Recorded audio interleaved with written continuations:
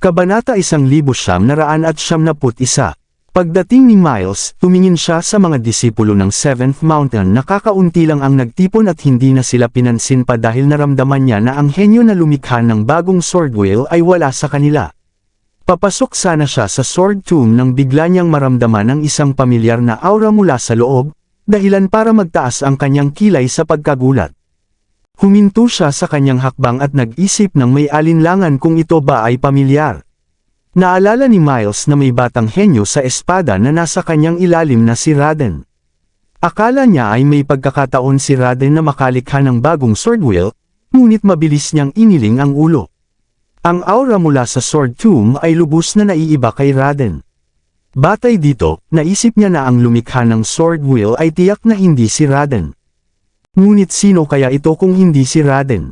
Aling ibang disipulo sa buong Seventh Mountain ang maaaring lumikha ng bagong sword wheel? Napaisip si Miles. Bigla niyang namulat ang mga mata sa isa pang ideya. Pwede bang ang lumikha ng bagong sword wheel ay hindi mula sa Seventh Mountain? Papasok na si Miles sa sword tomb nang lumabas si Severin na pinigil ang kanyang sword wheel at aura. Paglabas ni Severin, nakita niya si Miles na nakatayo nang hindi gumagalaw sa pasukan. Ngumiti siya at ipinagpugay ang kanyang mga kamay kay Miles bilang pagbati. Nagulat si Miles nang makita si Severin doon. Hindi niya inaasahan na makakasalubong ang ika-6 na core disciple sa sword tomb. Akala niya ay isang batang promising si Severin at sana ay naging kanyang disipulo kung hindi lang siya core disciple. Nang umakyat si Severin sa ika-7 palapag ng Alchemy Tower at nagdulot ng kakaibang pangyayari, personal na dumating si Miles sa plaza ng Alchemy Tower at nagbigay kay Severin ng regalo bilang tanda ng pagkakaibigan. Ngumiti pabalik si Miles at umiling kay Severin. Hindi niya inaasahan na naroon rin si Severin sa sword tomb. Ngumiti rin si Severin bilang tugon kay Miles.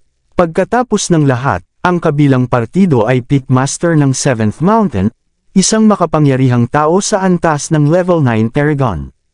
Kahit na siya ay ika-6 na core disciple, hindi ibig sabihin na pwede siyang maging arrogant. Ipinaliwanag ni Severin nang may ngiti na dumating siya sa sword tomb kalahating buwan na ang nakalipas upang linangin ang Sky Soil Heptagold Sword Energy. Hindi lamang niya na level up ang Sky Soil Heptagold Sword Energy sa small success, kundi nakuha at nilamon niya rin ang mga natitirang sword wheels, dahilan para ang kanyang sword wheel ay umunlad at naging Chaotic sword wheel. Hanggang sa sandaling iyon, ninanamnam pa rin niya ang kaligayahan ng kanyang tagumpay. Umiling si Miles ng bahagya. Hindi niya gaanong pinakinggan ang sinasabi ni Severin dahil abala na ang isip niya sa misteryosong henyo ng espada sa sword tomb. Nang makita ni Severin na tila naabala si Miles, agad niyang sinabi na may kailangan pa siyang asikasuhin kaya babalik muna siya sa Pearlite Island. Pagkatapos, dahan-dahan siyang naglakad palabas ng sword tomb. Samantala, pumasok si Miles sa sword tomb. Pagtingin niya pataas, nakita niya ang pangalan ni Severin sa itaas ng itim na monumento. Kasama ng mga sigaw at usapan ng ibang disipulo, siya ay namangha sa lugar. Namangha siya sa nangyari kay Severin. Agad na nakamit ni Severin ang awakening ng kanyang sword wheel at nauna sa top swordsman ranking sa loob lamang ng kalahating buwan mula nang pumasok sa sword tomb. Alam ko, ang galing niya. Naramdaman ni Miles na parang umiikot ang kanyang ulo nang marinig ang pinag-uusapan ng mga disipulo. Hindi niya inaasahan na si Severin ang taong nakapag-activate ng bagong sword wheel. Sa impresyon ni Miles, si Severin ay isang henyo sa alchemy na nakasungkit sa ika-7 palapag ng Alchemy Tower noon, kaya nakakagulat na malaman na isa rin siyang henyo sa espada. Itinuturing na henyo ang isang cultivator kapag siya ay may pinakamataas na talento sa isang partikular na larangan. Halimbawa si Celeste, na naging ika-5 core disciple dahil sa kanyang henyo sa alchemy, o si Raymond, na naging ika-4 na core disciple dahil sa kanyang element constitution na nagpapabilis ng kanyang training. Sa halos 1 taon mula nang maging disipulo si Severin, hindi lamang niya ipinakita ang kanyang misteryoso at walang kapantay na Chaotic constitution, kundi itinalaga rin siya bilang ika-6 na core disciple ng Grundy Uno sect ng leader ng sekta na si Oscar Burton. Kalaunan, nalampasan pa niya si Celeste sa alchemy nang maabot ang ika-7 palapag ng Alchemy Tower. Ang talento ni Severin sa alchemy ang nagdulot ng pag-uga ng Alchemy Tower at nagbigay ng sensasyon sa buong Gronde Uno sect. Kaya hindi nakapagtataka na ma-shock si Miles nang sabihin sa kanya na si Severin ang nakapagpabuhay ng bagong sword wheel. Matapos makabawi sa pagkagulat, nagbago ang kulay ng mukha ni Miles at sa ilang hininga, sinabi niya, ang batang ito ay talagang halimaw. Habang namamangha sa loob ni Miles sa kakayahan ni Severin, naalala niya sa sandaling iyon na kakakilala lang niya kay Severin sa labas ng sword tomb. Agad siyang bumaling at lumipad palapit kay Severin. Severin, hinte. Lumiko si Severin na papalipad na pabalik sa Pearlite Island nang marinig ang nagmamadaling tinig ni Miles. Nang makita ang excitement at tuwa sa mukha ni Miles, kinamot ni Severin ang kanyang ulo at nagtanong, anong nangyari, Mr. Miles? Lumapit si Miles, huminga ng malalim, at sinabi, bakit mo itinago ang iyong tagumpay sa akin? Hindi ko inasahan na ikaw ang disipulo na nakapagpabuhay ng sword wheel. Umiling si Severin at ipinaliwanag, Mr. Miles, hindi ko sinadya na itago ito sa iyo.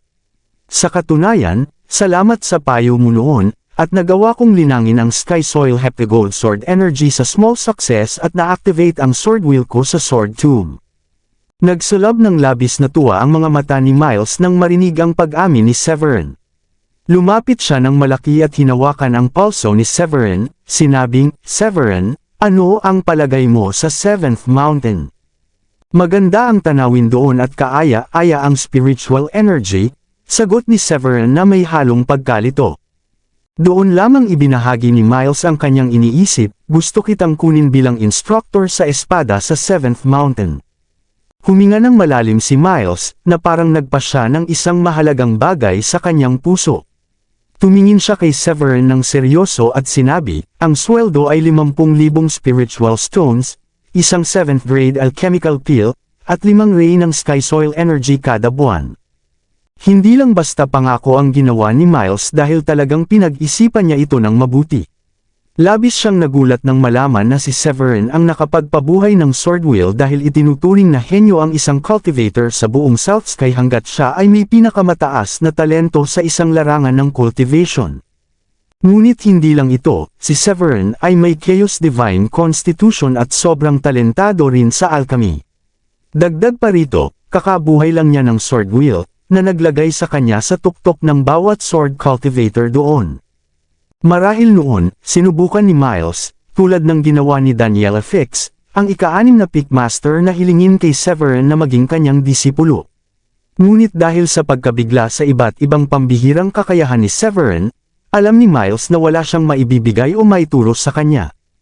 Pagkatapos ng lahat, si Severin ay isang core disciple, maaaring hindi kasing mataas ang status kumpara sa isang Pickmaster, ngunit tiyak na mas makapangyarihan siya kaysa sa mga elders ng sekta. Parang mortal na sumusubok gawing alaga ang isang dragon. Kaya, pinili ni Miles ang ibang paraan sa pamamagitan ng paghingi kay Severin na maging sword instructor ng 7th Mountain. Pagkatapos ng lahat, kahit siya, isang level 9 Paragon na may awakened Heptagold Sword Wheel ay natakot sa Chaotic Sword Wheel ni Severin. Sa ganitong kaalaman sa swordsmanship, tiyak na kwalipikado si Severin sa posisyon ng sword instructor. Dagdag pa rito, isa ring paraan ito para maiugnay si Severin sa 7th Mountain.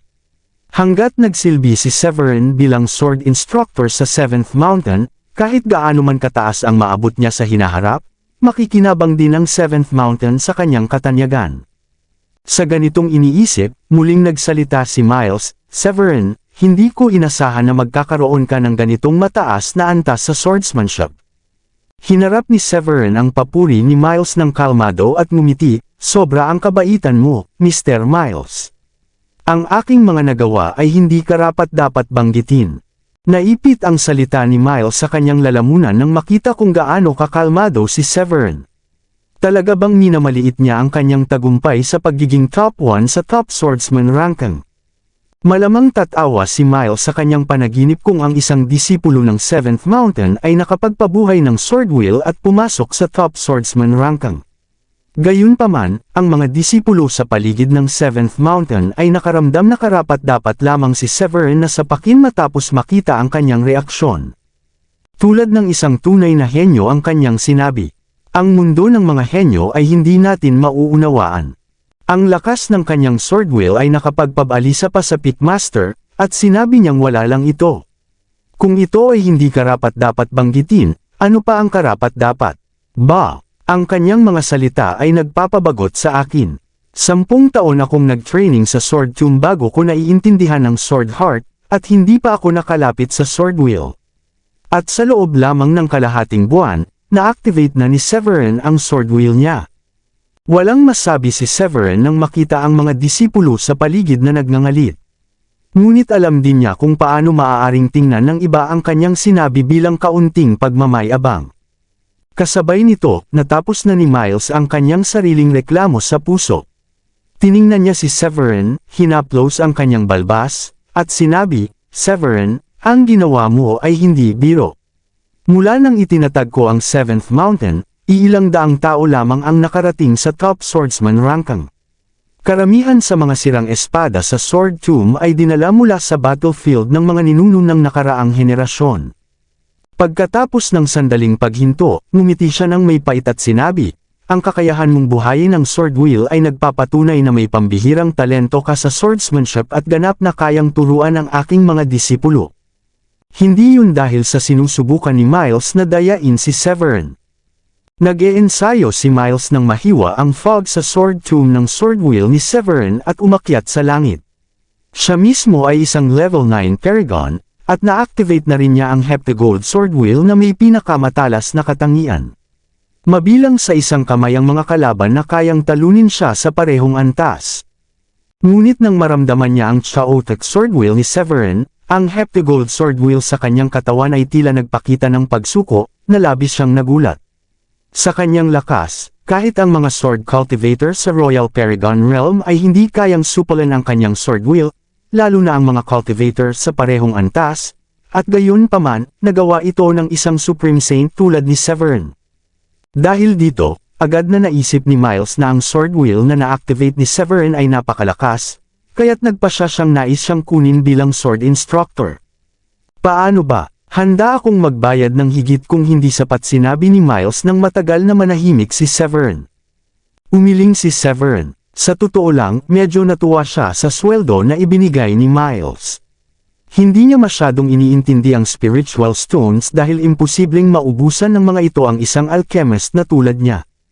Kahit ang 7th grade alchemical peel ay hindi gaanong kaakit-akit sa kanya. Bagaman si Severin ay isang 6th grade high-rank alchemist pa lamang at malayo pa sa pagiging 7th grade alchemist, alam niya na madaling ma-level up ito sa maikling panahon matapos kunin ang alchemy inheritance sa Alchemy Tower. Maaari na niyang i-refine ang kahit anong dami ng 7th grade peels na gusto niya. Ang pinakakaakit-akit para sa kanya ay ang Sky Soil Energy. Ang Sky Soil Energy ay isa sa mga mahalagang enerhiya ng langit at lupa sa itaas ng 9 heavens. Ibig sabihin, isa itong tunay na mahalagang kayamanan, at may malaking papel sa pag-refine ng alchemical pills o sa cultivation. Ang Sky Soil Heptagold Sword Energy na pinapanday ni Severin ay nangangailangan ng malaking dami ng Sky Soil Energy upang i-upgrade ito sa antas ng Great Success. Sa puntong iyon, kaya na niyang patumbahin ang bundok na 10,000 milya ang taas sa isang hampas lamang ng kanyang espada. Dalawang paraan lamang ang makakuha ng Sky Soil Energy.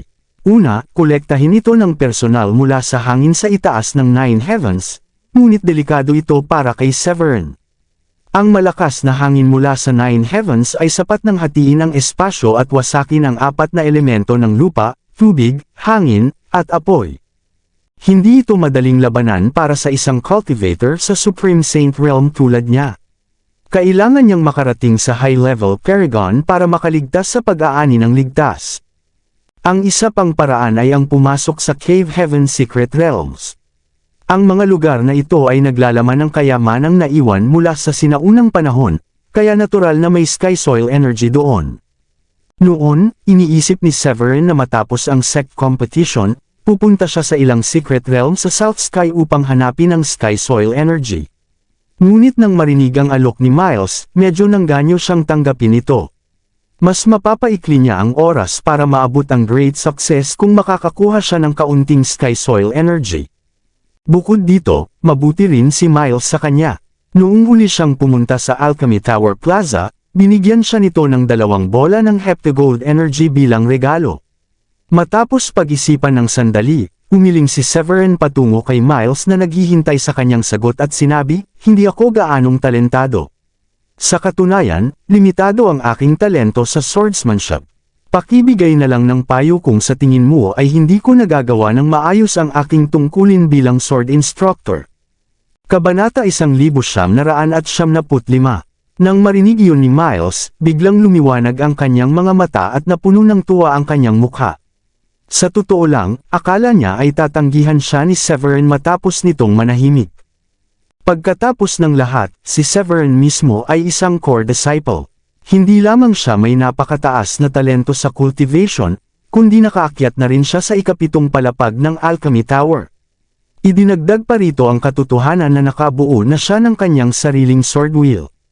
Isa siyang monster genius cultivator sa lahat ng aspeto.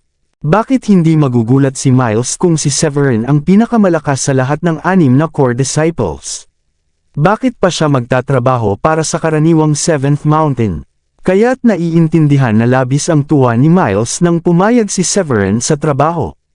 Nang nakabalik na sa kanyang sarili si Miles, hinaplos niya ang kanyang balbas habang nakangiti, na sinukbit ang manggas ng kanyang damit, at sinabi kay Severin, "Haha, napakababa ng loob mo, Severin.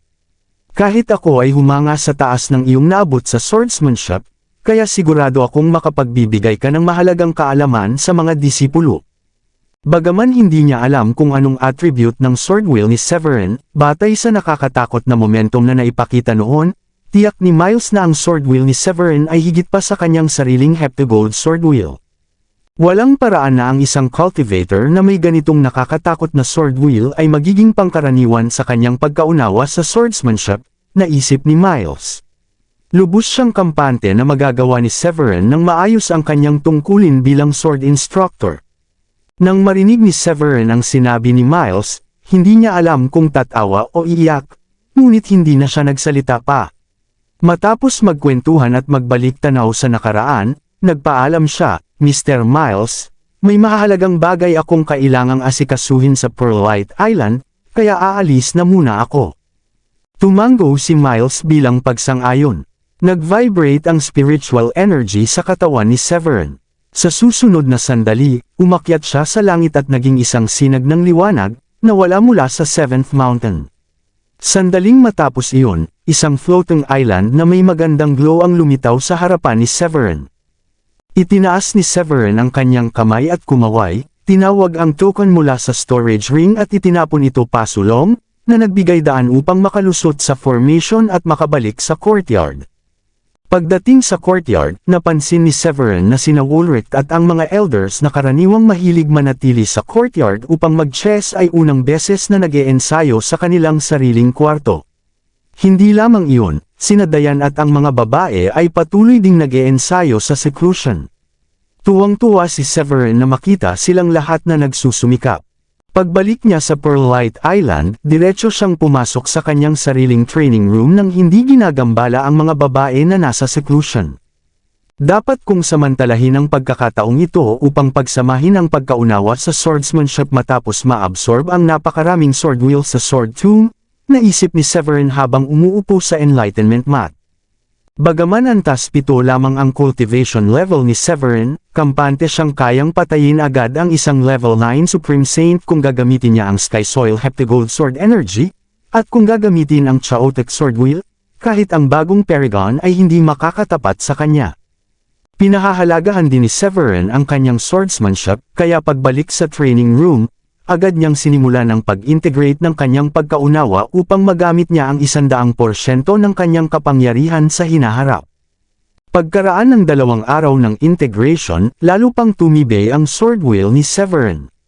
Ang kanyang buong katawan ay parang isang espada na nakatago sa peak at nakakandado sa sheath, nagbibigay sa iba ng sukdulang pakiramdam ng pang-api. Matapos makumplito ang integration, lumabas si Severin sa training room na may sariwang pakiramdam. Bigla niyang naramdaman ang kaguluhan sa spiritual energy sa paligid ng isla na lahat ay dumiretso sa courtyard. Nagtaka si Severin kung naka-breakthrough kaya sina Dayan at ang iba. Ang enerhiya ay dumadaloy patungo sa courtyard kung saan nag-e-ensayo sa seclusion sina Dayan at ang mga babae.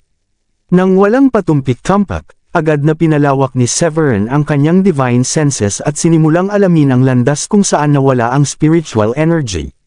Di nagtagal, natuklasan niya na may nabuo na vortex ng enerhiya na kasing laki ng gilingang bato sa itaas mismo kung nasaan si Dayan, at may nagbuhos na malalakas na hangin. Sa sandaling iyon, naramdaman ni Severin ang spiritual energy ni Dayan na lumalakas, halos para bang nasa bingit na siya ng breakthrough sa level 4 Supreme Saint. Naisip niya, pumasok lang kami sa sekta ng higit kalahating taon ang nakalipas, ngunit tila si Dayan ay nasa bingit na ng breakthrough sa level 4 Supreme Saint. Ang ganitong tagumpay ay sapat na upang itaas ang kanyang ranggo sa loob ng elite disciples. Ang condensed spiritual energy vortex ay naabsorb agad, ngunit napansin niya na ang spiritual energy ni Dayan ay nanatiling sa level 3 Supreme Saint. Matapos magpas siya na lumapit at magposisyon sa kalangitan hindi kalayuan sa kinaroroonan ni Dayan, inabot niya ang espasyo sa labas ng Pearlite Island.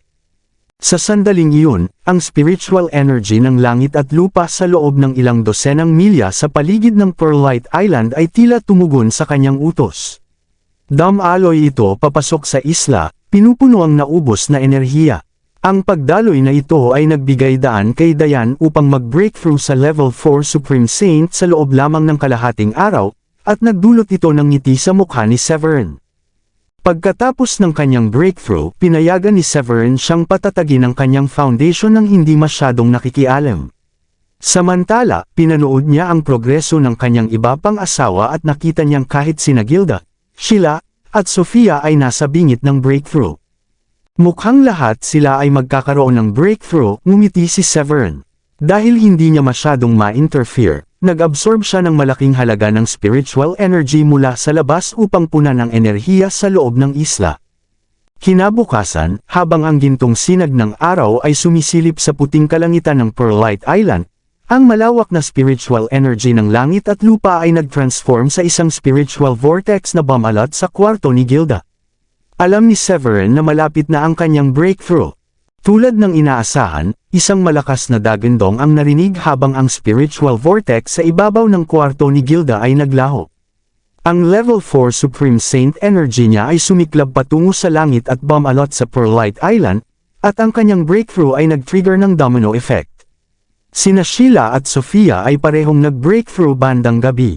Ang kanilang spiritual energy ay tila nag-resonate sa buong isla, na naglikha ng malalakas na hangin na ikinagulat ng lahat.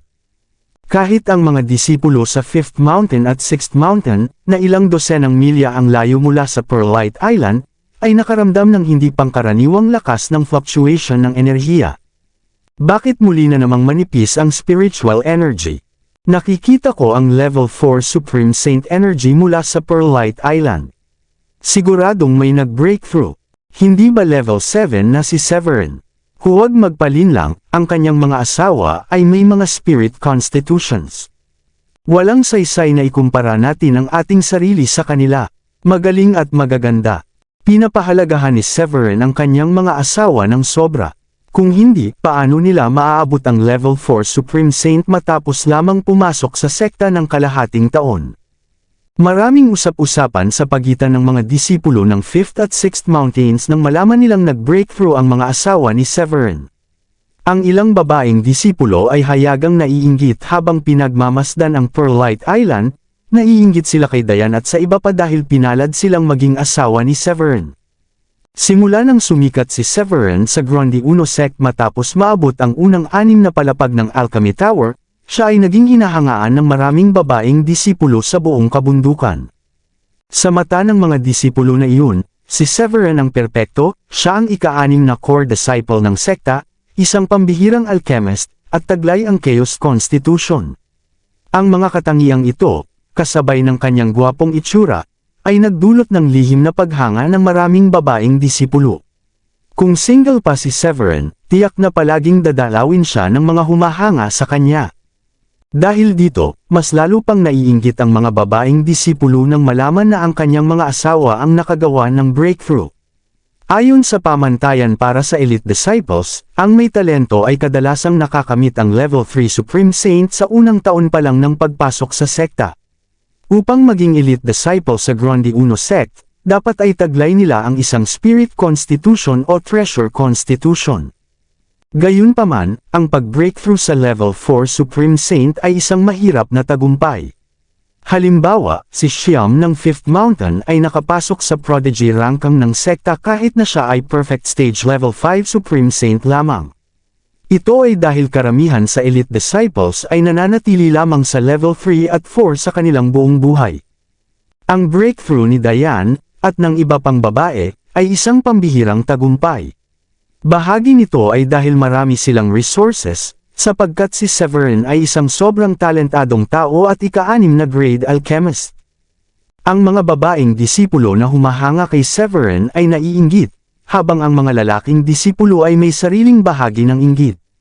Bilang isang highly talented alchemist na may maraming magagandang asawa at pinaniniwalaang nakapag-awaken ng sword wheel sa 7th Mountain, si Severin ay laging nangunguna sa laro ng buhay. Ang mga lalaking disipulo ay nagmuni-muni sa kanilang mga hadlang matapos manatili sa level 2 o 3 Supreme Saint sa kabila ng maraming taon ng pagsisikap. Ang kawalang katiyakan kung kailan sila magkakaroon ng breakthrough ay lalo pang nagpataas ng kanilang inggit. Samantala, hindi alintana ni Severin ang pagkabalisa ng mga disipulo sa 5th at 6th Mountains. Nakatuon siya sa pagprotekta sa kanyang 4 na asawa. Ang malalakas na hangin sa Pearlite Island ay nagpatuloy hanggang kinabukasan, dahan-daang hamina habang lumulubog ang araw. Nang matagumpay na nag-breakthrough ang 4 na babae, huminga si Severin ng maluwag. Sa nakalipas na 2 araw, tiniyak niya ang kaligtasan ng mga babae sa kanilang breakthrough sa pamamagitan ng pananatili sa kanilang tabi at pag-absorb ng malaking halaga ng spiritual energy mula sa labas. Tumupad sina Diane at ang iba sa kanyang inaasahan at nagtagumpay sa kanilang breakthroughs. Kontento sa kanilang progreso, tumango si Severin at sa wakas huminga ng maluwag. Hindi nagtagal, lumabas si Diane sa harap ni Severin na nakasuot ng simpleng puting damit. Ang kanyang payat at prideful na katawan ay kumikilos ng graceful habang lumalapit siya sa kanya. Nagalak si Diane nang makita niya si Severin. May kislap sa kanyang mga mata habang nagsalita siya ng may kaakit-akit na tinig, nagpapasalamat sa kanya dahil sa tulong niya ay nagawa nilang mag-breakthrough ng sabay. Alam ni Diane ang lahat ng nangyayari sa labas kahit na siya ay nasa seclusion. Alam niya na ang tulong ni Severin ang nagpanatili ng tuloy-tuloy na supply ng spiritual energy sa loob ng isla. Mas mataas na antas ng attainment ang nangangailangan ng mas maraming spiritual energy mula sa langit at lupa, na magiging mahirap kung mapuputol ang daloy na iyon. Bilang level 4 Supreme Saints, sila ay kabilang sa pinakamataas na ranggo ng elite disciples. Matapos pasalamatan siya ni Diane sa ngalan ng mga babae, lumapit si Severin at bahagyang kinurot ang kanyang pisngi. Tungkulin ko ito bilang asawa ninyo. Inikat ni Diane ang kanyang mga mata at pinisil ang kanyang mga labi. Sabi niya, napakamasungit mong ligawan. Habang nagsasalita sila, lumabas si Gilda mula sa kanyang seclusion at sumama sa kanila. Naka-blue dress at may jade hairpin sa buhok, hinaplos niya ang kanyang dibdib at sinabi kay Severin na muntik na siyang mabigo sa breakthrough bago niya naibalik ang spiritual energy. Sumunod sina Sheila at Sophia, nakasuot ng purple dress at beige robe, at lumapit kay Severin ng elegante. Ang kanilang pananamit ay tila mga lotus na sumisibol mula sa lawa. Ngumiti si Sheila ng matamis at sinabi, "Oo, sang-ayon siya kay Gilda. Kung hindi dahil sa Crystal Spring Peel at Pristine Spirit Peel na ibinigay ng aming hubby, magtatagal pa kami ng buwan at buwan bago makagawa ng breakthrough." Mukhang walang katapusan ng kwentuhan ng mga babae kaya namagitan si Severin. Sabi niya, "Salamat sa papuri, basta masaya ako na nagawa ninyong lahat ang breakthrough." Alam ni Severin na maswerte ang kanyang mga asawa dahil may spirit constitution. Sa kanyang kakayahan sa alchemy, hindi mahirap para sa kanila ang makagawa ng breakthrough sa hindi gaanong malayong hinaharap. Bagaman ito ay dahilan ng kasiyahan, hindi nagkaroon ng malaking salo-salo dahil si Woolrich at ang grupo ay nasa seclusion pa rin. Gayunpaman, naghanda si Diane ng simpleng tanghalian gamit ang mga sangkap na makikita sa isla. Ang mataas na antas ng attainment nila ay nangangahulugang hindi na kailangan ang mortal food, pero hindi yun pumihil sa kanila na mamis ang pagkain na dati nilang nakasanayan sa Sky Blue Sect. Natugunan ng pagkain na inihanda ni Dayan ang kanilang pagnanasa kahit panandalian lamang. Pagkatapos ng tanghalian, umupo si Severin sa isang upuan at tinamasa ang sandali ng pahinga. Biglang umalangaw-ngaw ang malinaw na anunsyo sa Pearlite Island, "Ako, si Emery Green, ay narito upang tuparin ang bahagi ko ng pastahan." Tumayo si Severin nang magulat sa narinig. Emery, ilang buwan na ang lumipas mula ng kanilang hamon, at muntik nang makalimutan ni Severin ang pastahan. Inakala niya na maaaring pipiliin ni Emery na itago ang natitirang dangal at huwag na itong banggitin muli upang hindi pasamain ang loob ni Daniela, ang kanyang mentor at pickmaster ng Sixth Mountain. Kaya pinili ni Severin na baliwalain ang pastahan, at ang hindi inaasahang pagdating ni Emery ay natural na ikinagulat niya. Maraming salamat sa lahat ng sumusubaybay. Please subscribe and follow my YouTube and Facebook channel, Filipino Novel. Maraming salamat po. Nagulat sa narinig niya, mabilis na tumayo si Severin mula sa kanyang upuan at lumipad palabas ng Pearlite Island nang marinig ang tinig ni Emery na umalangaw-ngaw sa labas ng isla. Paglabas sa protective formation ng isla, napansin ni Severin ang isang kaakit-akit na babae. Ang kanyang maayos na pangangatawan ay nakasuot ng puting robe na bumagay sa kanyang maputing mukha. Tulad ng bulaklak na hindi natatabunan ng lupa, siya ay naglalabas ng malinaw at tahimik na aura na humahalina sa sinuman. Tumayo si Severin sa ere nang makita si Emery. Pinagmasdan niya ito at iminungkahi na itigil na ang pastahan, hindi ito bagay na dapat seryosohin. Matapos niyang manalo sa torneo laban kay Emery at makuha ang pristine spirit pill at ang recipe nito, nakaranas si Severin ng maraming sama ng loob mula kay Daniela, na labis na nagmamalasakit sa kanyang estudyante. Upang maiwasan ang anumang posibleng gulo, pinili ni Severin na baliwalain ang hindi pa natutupad na bahagi ng pastahan ni Emery. Ngunit tila na-offend si Emery sa mungkahi. Nagngagat siya ng ngipin at nagbigay ng galit na titig habang nagngingit-ngit, tinatanong kung ano ang ibig sabihin nito, kung siya ba ay mukhang sore loser. Puno ng luha ang mga mata ni Emery, at ang kanyang ekspresyon ay halo-halo sa lungkot. Itinuturing niya ang sarili bilang isang superior alchemist, higit pa kay Celeste, at naniniwala siyang kung hindi dahil sa Forest Constitution ni Celeste, ang posisyon ng panglimang core disciple ay sa kanya sana. Ang pag-spoil ni Daniela ay lalo lamang nagpataas ng kanyang ego. Ang pagkatalo kay Severin sa torneo ay sobrang dagok kay Emery, at nahirapan siyang tanggapin ang resulta. Bilang pangalawang henyo sa mga alchemist ng sekta, lumaki ang kay-abangan ni Emery lalo na dahil sa suporta ni Daniela, isang 7th grade alchemist. Nang malampasan ni Severin ang kanyang pangalan sa rangkang, hindi siya natuwa at dumating sa Pearlite Island upang hamanin si Severin. Sa kabila ng kanyang masusing paghahanda at kalamangan mula sa paggamit ng isa sa 3 special furnace mula sa Sixth Mountain, natalo siya sa torneo at napasailalim sa depresyon ng mahigit 2 buwan. Sa loob ng 2 buwan, ang pagkatalo kay Severin ay naging sanhi ng trauma at bangungot, na nakapigil sa pag-unlad ni Emery. Natutunan lamang niya nang marinig na naabot ni Severin ang ika-7 palapag ng Alchemy Tower, at doon siya nakapagpakawala ng kanyang kay-abangan. Kahit si Celeste ay hindi nakaabot sa ika-7 palapag, kaya ang kakayahan ni Severin na magawa ito ay nangangahulugan na ang kanyang talento ay lumampas sa lahat, kabilang si Celeste. Nang bumalik si Daniela sa Sixth Mountain, napaiyak lamang siya nang makita ang pagkawasak ng loob ni Emery. Kabanata 2000, naalala ni Emery ng malinaw ang payo ng kanyang guro noong panahong iyon, na sinabihan siyang harapin ang problema ng direkta ang pinakamahusay na paraan upang malampasan ang kanyang panloob na kaguluhan. Ngunit nag-atubili si Emery na agad tuparin ang kanyang bahagi ng pastahan, naniniwalang kaya niyang malampasan ang kanyang traumatic na karanasan ng mag-isa. Sa huli, ang resulta ay isang malaking kabiguan. Mula nang matalo kay Severin, natigil ang pag-unlad ni Emery. Bumababa pa nga ang kanyang tagumpay sa pag-refine ng 6th grade medium rank crystal spring peel. Sa kanyang desperado na kalagayan, sa wakas ay tinanggap ni Emery ang realidad. Ang pagpapalaya sa trauma matapos ang pagkatalo kay Severin ay mangangailangan na harapin niya ang sitwasyon ng direkta.